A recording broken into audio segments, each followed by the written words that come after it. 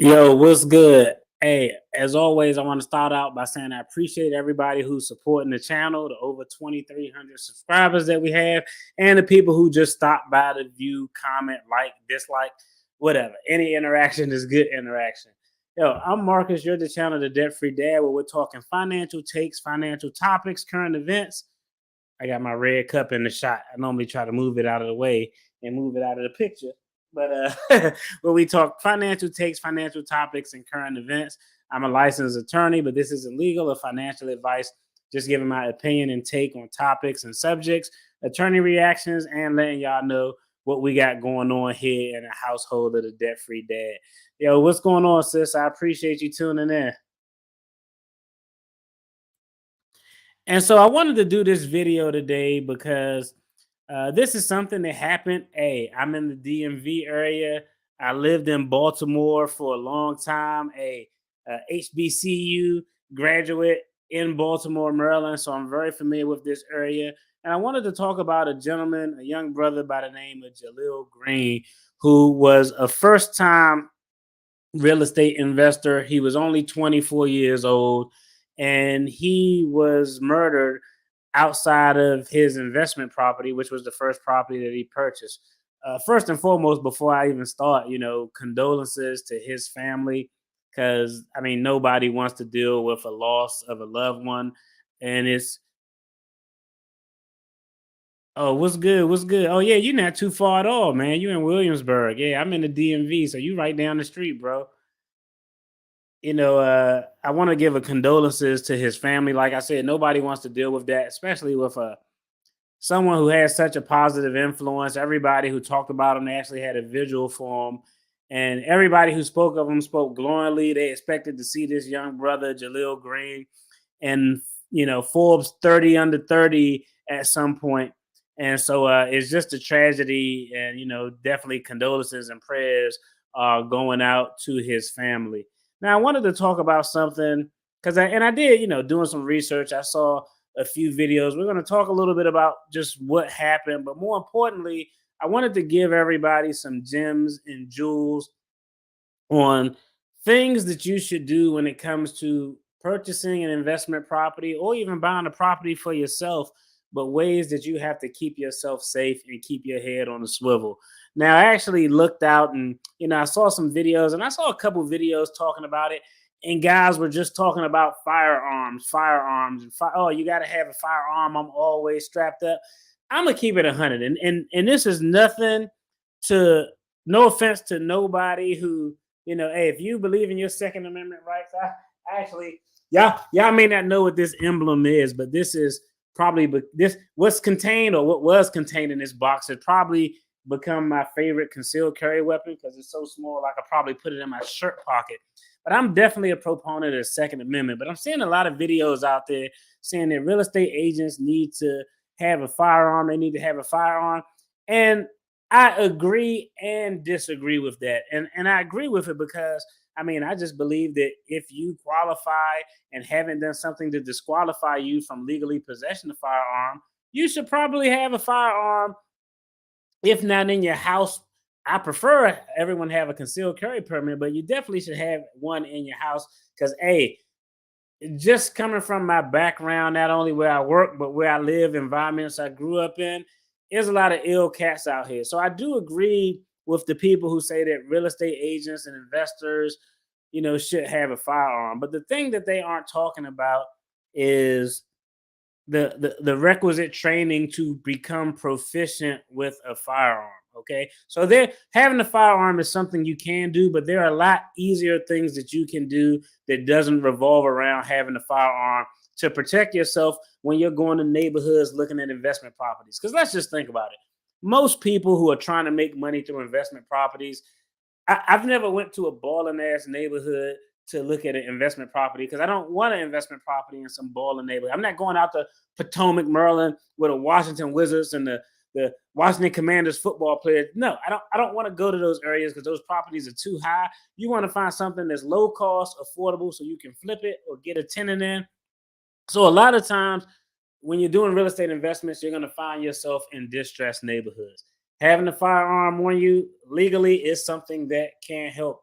But the other part of that is you have to train to be proficient in your firearm. You're talking to somebody who not just carried a firearm. You're talking to somebody who was deployed to a war zone at the start in 2003. Who, hey, everybody who has a firearm isn't prepared to use it. And even when you think you're prepared, a lot of people think they're going to have this cool reaction, but a lot of times that flight syndrome kicks in before the actual need to use a firearm. So that's just a point number one. If you have a firearm, I'm definitely a proponent of not just having it to have it. You need to be proficient in training. You need to know how to draw the firearm. You need to know how to draw with one hand, just in case you can't lift up your shirt. You need to know that how to do a effective counter attack. If someone looks away from you, you have 1 second. If you have a 1 second draw, you can pull your firearm and stop the threat. If someone turns their ear, so they turn their head to the side, and you see you have a 1.5 second draw. If they turn their back, you got 2 second draws. How do you know how fast you can draw?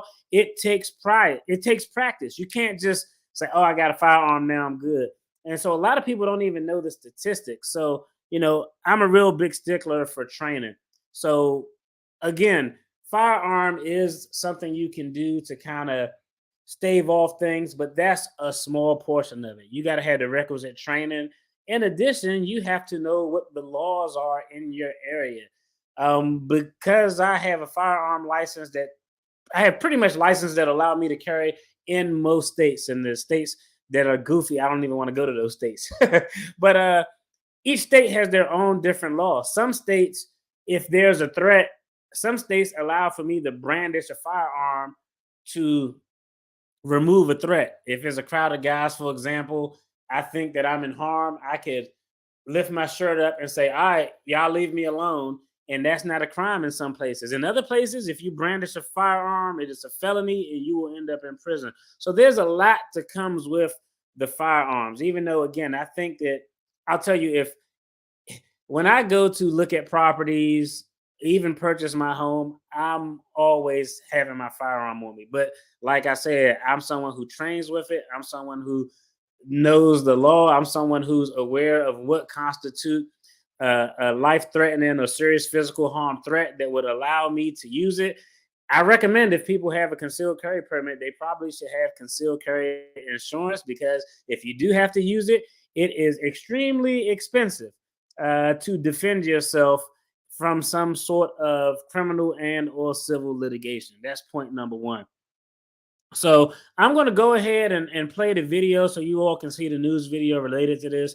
We're going to talk about it a little bit, and then I'm going to circle back and talk about things you can do to be aware and keep yourself safe when you're dealing with investments, or if you're going out to look for a property in an area that you just think you want to buy your residential property.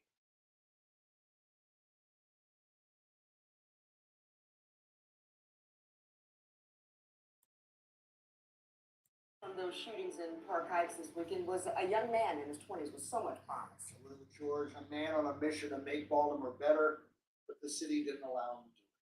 WMAR 2 News' Ashley McDowell has more on this. Kelly and Jamie, Jalil loved Baltimore so much he wanted to give back, and by investing in some of Baltimore's forgotten communities.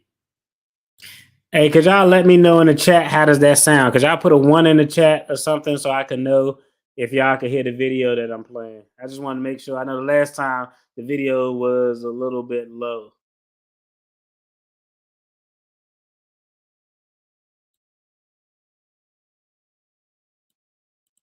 Ashley McDowell has more on this. Kelly and Jamie, Jalil loved Baltimore so much he wanted to give back, and by investing in some of Baltimore's forgotten communities. Yeah, we just left the bank, just bought the money. Jalil George, a young real estate investor in Baltimore, was ready to give back to his community. Posting a video on Facebook back in July, he was excited about buying a property in Park Heights to renovate and sell. During a walkthrough on that investment property, 5 months later, he was killed. Baltimore police were called to the 2500 block of Oswego Avenue December 7th, around 3 in the afternoon. They found George shot in his arm and head. He died at the scene. I can't fathom in my wildest imagination how this could have even happened, how the mistake could have even happened. Terry Williams, known as Uncle T, has known George for about 6 years. He says George didn't have a mean bone in his body and feels that this was not a targeted shooting. And that's what makes this so hard to accept, because this was a young brother that was just doing the right thing. Some of these murders is expected because of the way a lot of these young guys are living. But this one here, I can assure you, this took everybody by storm. Williams says this was George's first investment property. He was looking to make a difference. It was about beautifying and electrifying his community. You know, he was about embellishing his neighborhood, buying houses and making them affordable, low-income residents in this area. In memory of George, a rally against violence will be held Wednesday in Park Heights, where those from Tendia Family and Morgan State University will come together to shine light on families that have been affected. A call to bring back peace and hope to the West Baltimore community. Anyone with information is asked to call Metro Crime Stoppers at 1. All right, so that was the video. Is a little bit of an article that I wanted to read later on, and like I said, he attended Morgan State, so I attended Coppin State, so that was our rival school. So but it's sad because everybody who spoke about this young brother just spoke from a positive light. Now there is an article that I have. I'll cue this article up real quick so we can talk about it, because the question you asked is, man, how did this happen to someone who was doing the right thing, making all the right moves, wasn't out there in the streets or in the game? And essentially, this article that I found, let me go ahead and pull this article up so you all can take a look. And I'll put all the links in the description box. But it says, real estate upstart killed in Park Heights wasn't the intended target. And so this is interesting. It says Jalil George didn't have any enemies in Park Heights. And I'm very familiar with Park Heights because, Coppin was in the west side of Baltimore. I lived in the west side of Baltimore for years. And, one of the running jokes that you hear from, people who move to D.C., Maryland, Virginia, even Baltimore, is if Heights is in the neighborhood name, you probably don't want to live there. And, that's said. And even though it's a running joke, it's truth behind that joke because, Park Heights sound really family friendly and walker friendly, but it's one of those areas that's in an area where there are a lot of crimes, a lot of violence. It says he was there to check on his investment property, which he had been tedious renovating for months in anticipation of flipping it for a profit. Family and friends envision him in Forbes 30 under 30, like I talked about, and it says here, instead, his life was cut short in a fatal shooting Wednesday afternoon at his investment property in what police are investigating as a case of mistaken identity. George, 24, was driving a car that was similar to a car used in a different shooting that occurred earlier in the neighborhood, according to police. And so, I wanted to point that out. So, because this sounds like it was clearly a case of mistaken identity. So let's talk about one. And I don't know if you all remember when I did a series called Selling in a Seller's Market, and I was selling one of my rental properties in North Carolina. And, I don't manage it because I don't like doing the property manager stuff. So I have a property management company who I paid a percentage to. And, we set everything up. I knew when the tenant was supposed to be evicted. And I was going down there maybe like the week after they were out to, assess the property, clean it up, coordinate all of the fixing up in the property and the whole nine.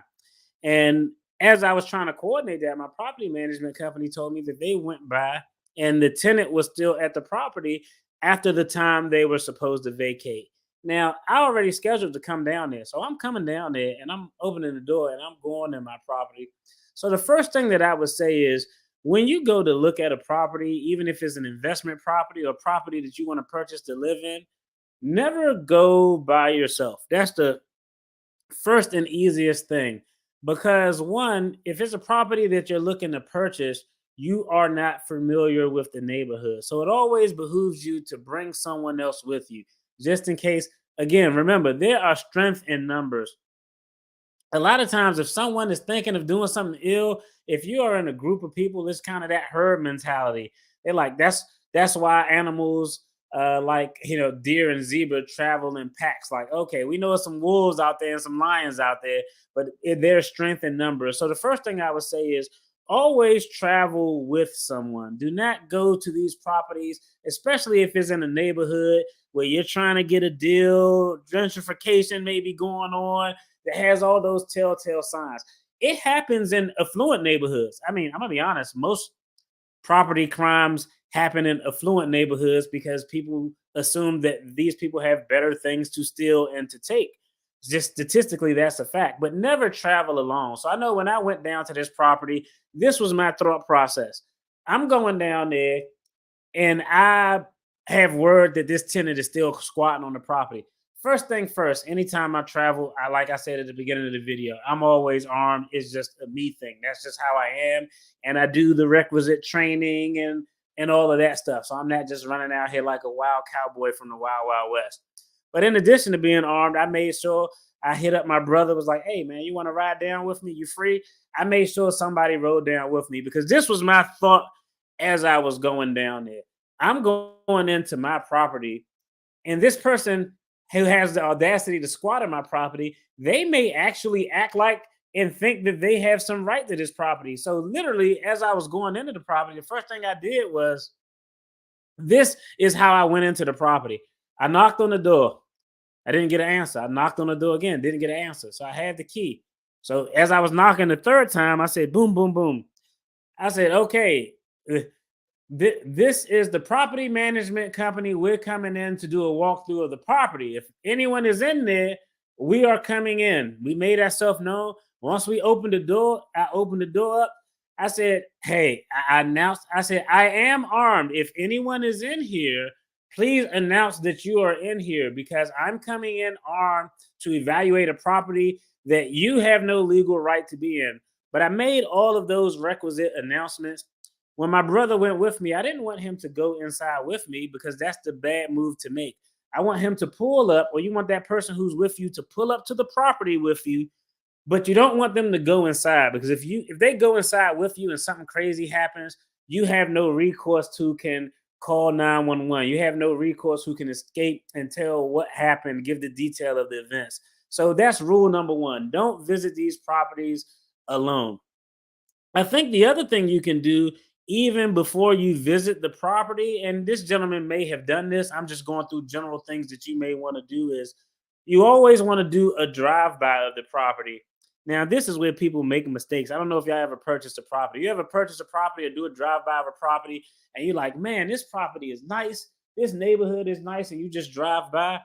Those same properties that you're thinking about purchasing, whether investment or residential, you do a drive-by during the daytime, but you also do a drive-by during the nighttime because nighttime in the summertime is when you'll know what the neighborhood is really like.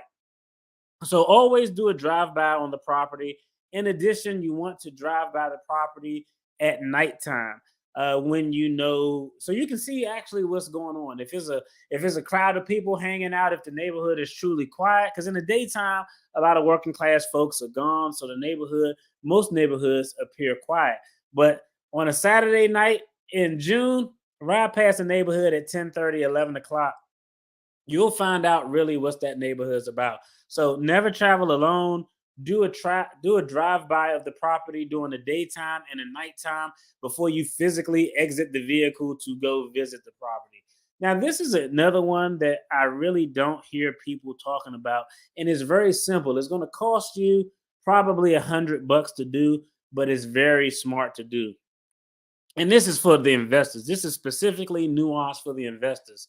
If you're a real estate investor and you're looking at property, evaluating property that you want to purchase, pay $100 to $150 for a magnetic sign that just says it could just say DFD real estate investing on the side and have my logo on it. But a magnetic sign that you can put on your passenger, the only time you need it is when you're going to these properties, especially early on, because when you're going to these properties early on, people don't know who you are. again, as in this situation, your car may resemble someone else's car. So it's a very smart move to have a magnetic sign if you're a real estate investor that you can put on your vehicle when you're doing those first few evaluations of properties. Because people will see your vehicle pull up, they'll see the sign on it, and that triggers to them that, okay, this is someone who's a businessman or woman who's about their business. They may not be a person in the game, so to speak. In my years of doing criminal defense, criminal prosecutions, a lot of street crimes I've handled on both sides. I've never seen a case that came, and I've handled thousands of cases, thousands of clients. I've never had a case where a bad guy had a magnetic sign representing the company to do something wild. it just is an anomaly. It hardly ever happens. Maybe a few occasions, but having a magnetic sign that shows that you are an entity who's doing real estate investing, slap it on the side of your door and pull up. I feel fairly confident, and it probably wouldn't have prevented this situation, but I feel like just that visibility just puts the neighborhood on notice. So again, we're just recapping. Never go to these properties alone. Always go with someone else. And when you enter the property, both of you never enter the property. Have someone sit in the car, one person do the walkthrough. Once that person comes out with the walkthrough, then the person from the car can go in. Because think about it. When you're buying investment properties, a lot of times let's keep it real. A lot of times, investment properties, if you're trying to make a good buck, you may be buying a bando, what they call it down south. You may be buying a vacant that's a trap house. All sorts of crazy stuff goes on inside of these things. So you definitely don't want to go inside alone. The other thing is do the drive-through, drive by the neighborhood during the daytime before you even do a walkthrough. Drive by the neighborhood during the nighttime so you can just get a look at the property, get a look at the neighborhood. Also, when you start to come by a few times, it gives people in the neighborhood some familiarity. These people start to see you. That's always a positive. The next thing that I would recommend is, hey, you're driving through the neighborhood, you got your sign slapped on your door. When you're driving through and you're driving through during afternoons when people are off work, during the weekends, weekdays, if you see people who you can identify as maybe another homeowner, strike up conversations. I actually did that a lot. I would just go to neighborhoods when I purchased investment properties.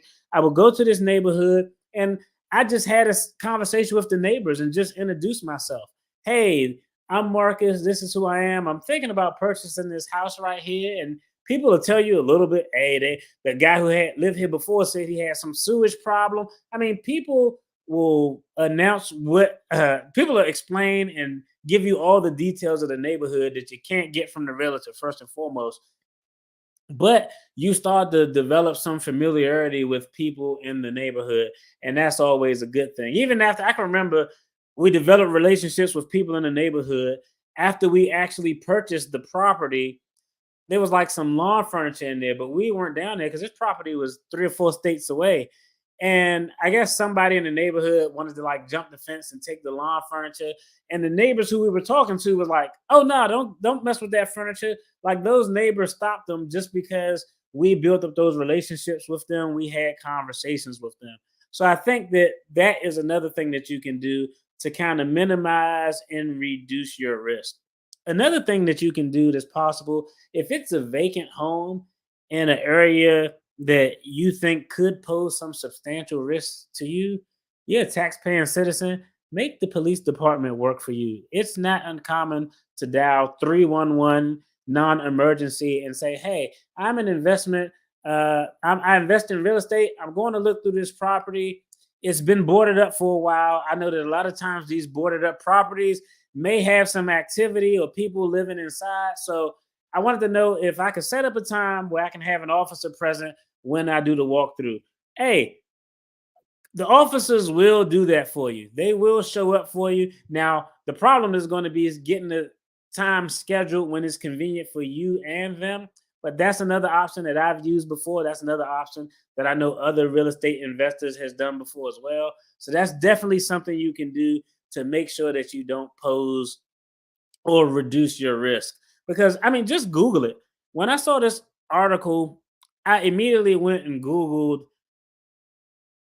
did a search for like crimes that occurred in vacant properties, or whether they was for sale or foreclosure. And I mean, I found stories of female real estate agents who got kidnapped, and all sorts of crazy stuff out there. Now, this isn't something that's very common, so I don't want to say it to get scared, but there are bad people in this world who like to do bad things, and the best thing that you can do to protect yourself is to make yourself aware of your surroundings. Now let's circle back, because I started this out because a lot of the videos I saw saying real estate agents have a firearm, have a firearm. Yes, I think that's fair. If you're a real estate agent, if you're a person who can possess a firearm, you probably should. That's because the bad guy's gonna have one no matter what the law say. So if you can get one legally, you might as well go ahead and get it. That's just kind of, even though there are too many guns on the street, but until they rectify that problem, I want to have one too. That's always been my position on that. But a lot of people are saying, having a firearm could have resolved this. Having a firearm could not have resolved this, because it was a case of mistaken identity. This young man's car matched a car that was used in a drive-by earlier in the week. So it was probably some thoughts of retaliation there. So having a firearm on you, it's, if you don't have the training, the skill set, the mental uh, dexterity to know when and what the laws are and when you can use it, all you're going to do with a firearm is increase your risk of something bad happening. So again, firearms are cool, but there's a lot of things along with monthly insurance and all these other things that I do to limit my risk and exposure when having a firearm on my person legally.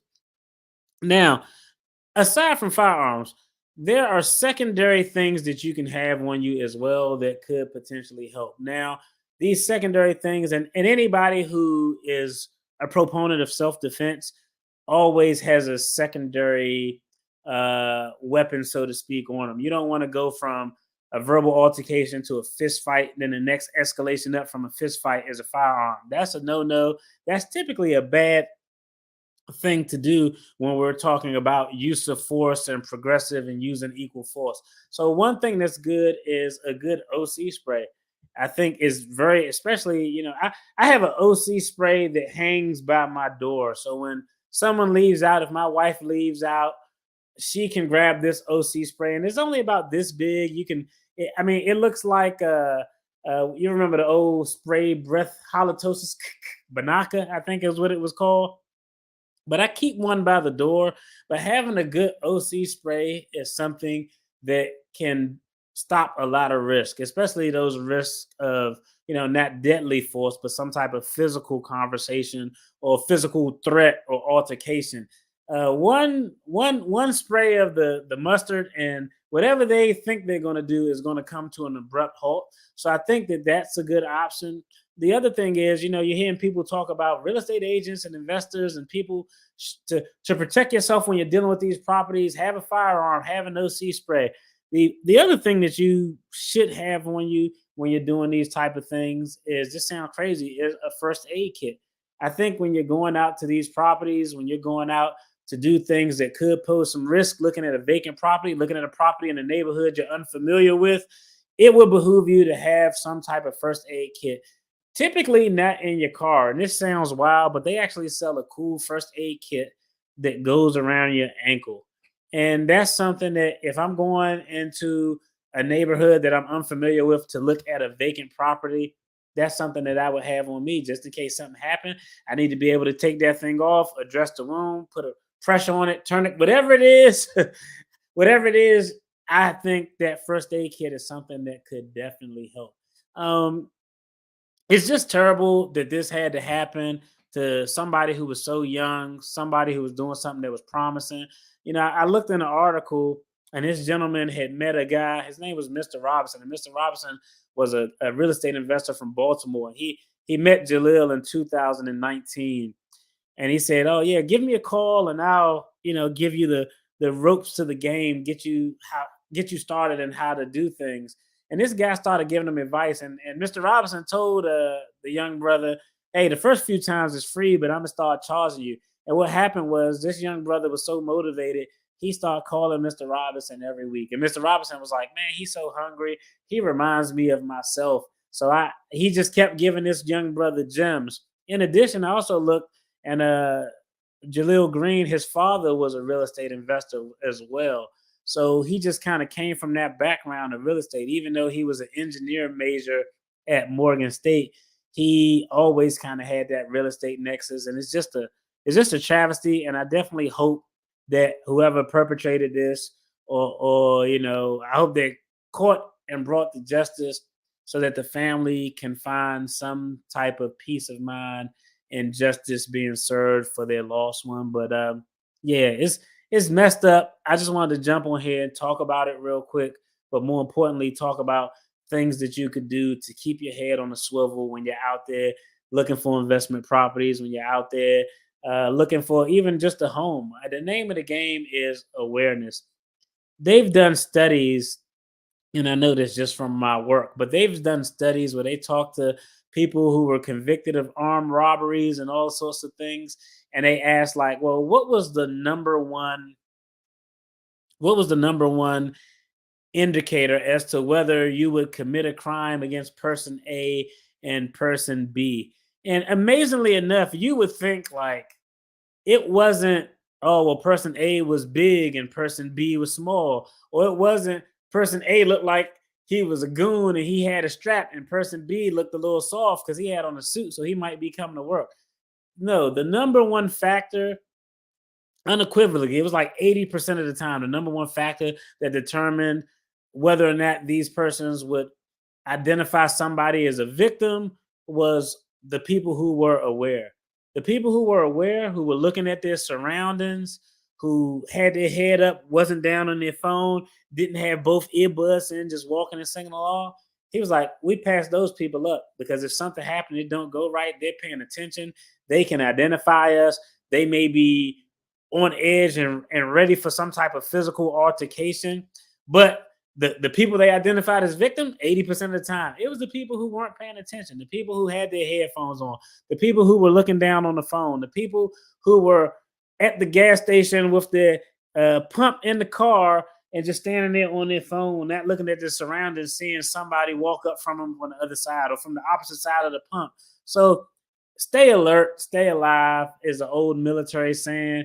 And because you have to be alert so you can just be cognizant of your surrounding, keep your head on the swivel, because unfortunately there are bad people out there, but you can try not to violate the laws of stupid, like go places at bad times, you know what I mean, or not paying attention to your surroundings, getting in your car and not locking the door before you pull off, like just little small things like that can help you be safe. Even in this instance, again, it was no fault of the brother's own. But and there was probably nothing he could have done. All these tips, he probably could have done those tips, and because it was mistaken identity, I can't say that the outcome would have changed. But again, I'm just talking about ways to mitigate it because it's jacked up, and I don't like doing stories like this. But I've never seen, or very rarely seen, a story on how to be safe when you're looking at property, when you're out there in a place that you're not familiar with. So I wanted to just give you all these gems. Again, condolences to the family. I appreciate you all tuning in. Hey, have a happy holidays, Christmas, Kwanzaa, whatever you celebrate. Have a happy holidays. Enjoy this time. Enjoy your family. Be grateful, because if you're watching this video right now, that means that you've gotten through 100% of the difficult times that you've been in your life. No, just think about it. You got to think about it from that context of all the difficult things that, hey, happy holidays, sis. Happy holidays to you too. Definitely, definitely. But of all the difficult things that we deal with in life, if you're alive right now in this moment, that means that you have a perfect record and overcoming BS and overcoming obstacles. So, this is a time to be grateful for what you have, to be content and appreciative of what you have, because there's a lot of people out here who don't have the things you have, who would kill for the things you have. And, just appreciate and reflect on where you came from. And I'm not just talking about financially, I'm talking about when it comes to personal development with your relationships. I mean, everything is a process. We got to do it step by step. It's like building a muscle. You got to go work it out, break it down, let it build back up. So let's just be appreciative, enjoy this time, be grateful. If you don't got nobody to kick it with on the holidays, hey, I'm gonna probably do a live. So yeah, I can say I ain't get nothing. I don't want anything. My wife probably got me something, but I don't ever want anything because the holidays is for everybody else. It's not for me. That's always been my take. But hey, if you don't have anybody, there are things you can do, places you can go that'll be happy to have you. If not, hey, like I said, I'm gonna do a live. Y'all could come join me when I jump on. Be grateful. I love y'all. Be blessed. Peace. Thank you, Aaron. I appreciate it. Appreciate it. Y'all take care.